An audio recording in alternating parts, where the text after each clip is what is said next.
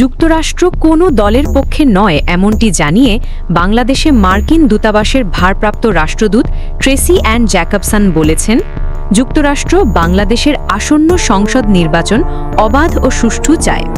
সোমবার ১ সেপ্টেম্বর নির্বাচন ভবনে প্রধান নির্বাচন কমিশনার সিইসি এএমএম নাসির উদ্দিনের সঙ্গে বৈঠকের পর সাংবাদিকদের কাছে এমন মন্তব্য করেন।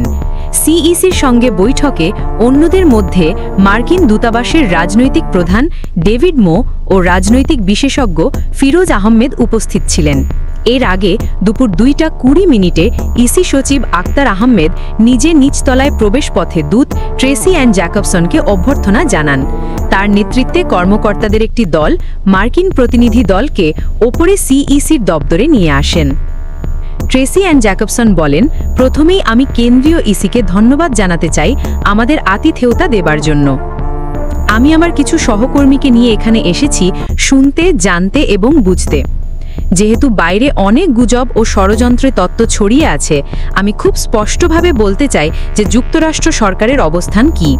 তিনি বলেন, আমরা অধ্যাপক ইউনূসের নেতৃত্বাধীন অন্তর্বর্তী সরকার এবং কেন্দ্রীয় ইসিকে সমর্থন করি যাতে তারা আগামী বছরের শুরুর দিকে একটি অবাধ ও সুষ্ঠু নির্বাচনের রূপরেখা নির্ধারণ করতে পারে।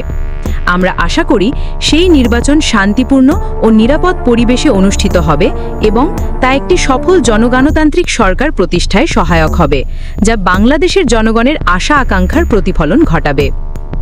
মার্কিন এই দূত বলেন, আমরা যুক্তরাষ্ট্র দূতাবাস কিংবা যুক্তরাষ্ট্র সরকার কোনো নির্দিষ্ট রাজনৈতিক দলকে সমর্থন করি না, তবে আমরা রাজনৈতিক দলগুলোর সঙ্গে দেখা করি তাদের নীতি ও লক্ষ্য বুঝতে।